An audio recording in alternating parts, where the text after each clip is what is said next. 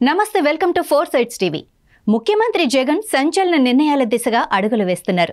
అధికారం నిలబెట్టుకోవటమే లక్ష్యంగా వ్యూహాలు సిద్ధం చేస్తున్నారు. ప్రతిపక్షాలకు ఏ మాత్రం అవకాశం ఇవ్వకూడదని పావులు కదుపుతున్నారు. సరికొత్త అస్త్రాలను రెడీ చేసుకుంటున్నారు. విపక్షాలు జగన్ ఓటమే లక్ష్యంగా పొత్తులతో ఏకమవుతున్న వేళ జగన్ రైతు రుణమాఫీ అస్త్రంతో బరిలోకి దిగుతున్నారు. ఈ మేరకు సంక్రాంతి వేళ కీలక ప్రకటన చేసేందుకు సిద్ధమవుతున్నారని తెలుస్తోంది. ముఖ్యమంత్రి జగన్ వచ్చే ఎన్నికల్లో గెలుపు ఖాయమన్న ధీమాతో ఉన్నారు. ప్రతిపక్షాలన్నీ కలిసి వచ్చినా తాను సింగిల్ గానే పోటీ చేస్తానని ప్రకటించారు. ఇదే సమయంలో తాను అమలు చేసిన సంక్షేమమే తనను గెలిపిస్తుందని విశ్వసిస్తున్నారు.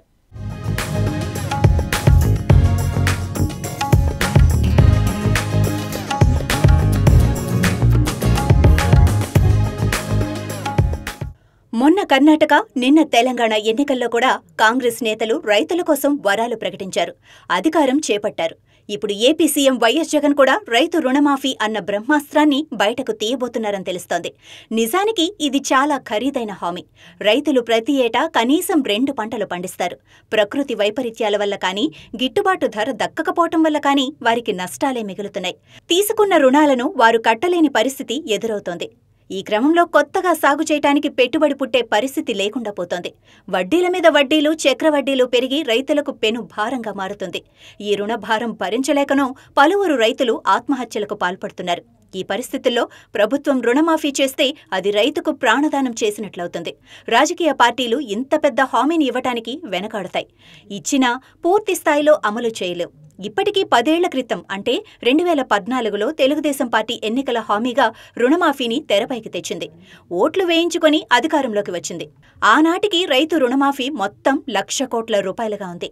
తెలుగుదేశం పార్టీ ప్రభుత్వం నాడు పలు షరతులు పెట్టి విడతలవారీగా తీరుస్తామని చెప్పింది. అయితే దిగిపోయే నాటికి చంద్రబాబు సర్కార్ మొత్తం ఇచ్చింది 25,000 కోట్ల రూపాయలు మాత్రమే అని అంటున్నారు. ఇప్పుడు ఆ 1,00,000 కోట్లు కాస్త 2,00,000 కోట్లు దాటినా ఆశ్చర్యం లేదు. అయితే ఇంత పెద్ద హామీ భుజానికెత్తుకున్న పార్టీకి విశ్వసనీయత ఉండాలి. ఇచ్చిన హామీని నాయకుడు నెరవేరుస్తారు అన్న నమ్మకం ఉండాలి.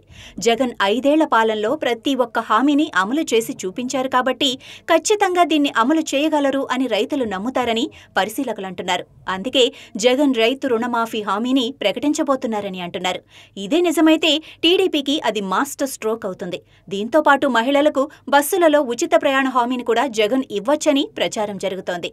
సంక్రాంతి పండుగ వేళ ఈ 2 హామీలతో పాటు మరికొన్ని కొత్త హామీలను జగన్ ప్రకటించే అవకాశాలున్నాయి. ఒకవైపు అభ్యర్థుల ఎంపికలో బిజీగా ఉన్న జగన్ మరోవైపు ఎన్నికల ప్రణాళికకు మెరుగు పెడుతున్నారు. ఇవన్నీ జనంలోకి వెళ్తే వాటి తాలూకు ప్రభావం భారీగా ఉంటుందని పార్టీ వర్గాలు అంచనా వేస్తున్నాయి.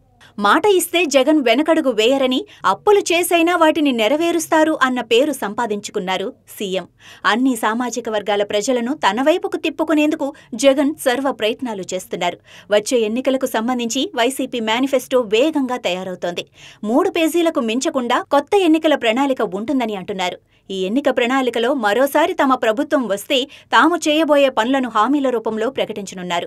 2019 ఎన్నికల వేళ ఇచ్చిన హామీలను 99% అమలు చేశామని వైసీపీ చెప్పుకుంటోంది.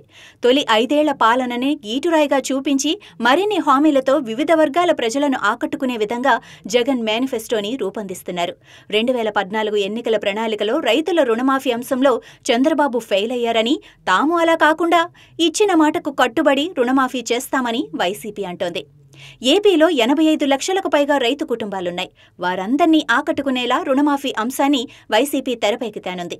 ఇది భారమని భావించినా తప్పనిసరిగా రైతుకు అండగా నిలబడాలని జగన్ భావిస్తున్నారని పార్టీ వర్గాలంటున్నాయి. రానున్న రోజుల్లో ఆదాయం ఇంకా పెరుగుతుందని, వచ్చే 5 ఏళ్లు ఏపీ అభివృద్ధి దిశగా నడుస్తుంది కాబట్టి రైతు రుణహామీని వైసీపీ నెరవేర్చగలదని చెబుతున్నారు. మొత్తానికి వచ్చే ఎన్నికల్లో ఖచ్చితంగా మళ్లీ అధికారం చేజిక్కించుకోవటానికి వైసీపీ వ్యూహరచన చేస్తోంది.